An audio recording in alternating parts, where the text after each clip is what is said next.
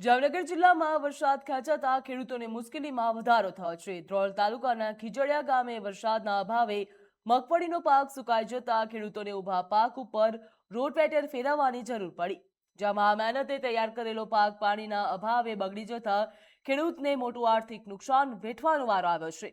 ખેડૂતના જણાવ્યા મુજબ વરસાદ સમયસર ન પડતા અને પાકને પૂરતું પાણી ન મળતા મગફળીનો પાક સંપૂર્ણપણે સુકાઈ ગયો હતો। અંતે પાક બચાવવાની કોઈ શક્યતા ન રહેતા ખેડૂતે ભારે હૈયે પોતાના ખેતરમાં ઊભા પાક ઉપર રોટાવેટર ફેરવી દીધું હતું।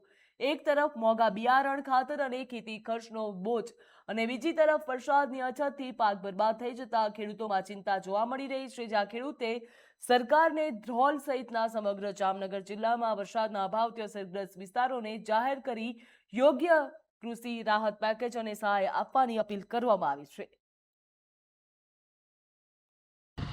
કે ધ્રોલ તાલુકાનું ખીજડીયા ગામ, જો કે મારું ગામ, અત્યારે આ ખેડૂતોએ વરસાદની અછત થવાથી મગફળી આખો પાક ફેલ થઈ ગયો છે। 20 થી 25 વીઘાની મગફળીમાં આ ખેડૂતોએ અત્યારે રોટાવેટર મેકી દીધું છે। ધ્રોલ તાલુકામાં ઘણા ખેડૂતોના મને ફોન આવ્યા છે કે અત્યારે ભાઈ વરસાદની ખેંચથી રોટાવેટર મેકવામાં આવ્યું છે ઝાડિયા, માનસર, ખીજડીયા, ખેંગારકા જેવા ગામોમાં, જે વરસાદની અછત છે પૂરેપૂરી।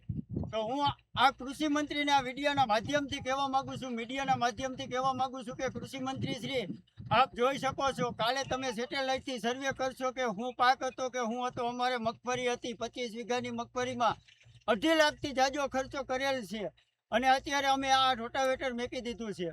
તો હું આ વિડીયોના માધ્યમથી કૃષિ મંત્રી અને મુખ્યમંત્રીશ્રીને કહેવા માગું છું કે ધ્રોલ તાલુકા અને જામનગર જિલ્લાને દુષ્કાળગ્રસ્ત જાહેર કરીને ચાલુ પાક ધિરાણ તમામ ખેડૂતોનું માફ કરવામાં આવે અને માલધારી સમાજને ઘાસચારો પૂરો કરવામાં આવે અને પાણી પીવાનું પૂરું કરવામાં આવે। જામનગર જિલ્લાને ધ્રોલ તાલુકાને દુષ્કાળગ્રસ્ત જાહેર કરો એવી નમ્ર અપીલ કરું છું। જો આ ટૂંક સમયમાં નહીં થાય તો આ ખેડૂતોને રસ્તા ઉપર આવવું પડશે। અત્યારે જામનગર જિલ્લા અને ધ્રોલ તાલુકાનો ખેડૂત પાયમાલ થઈ ગયો છે।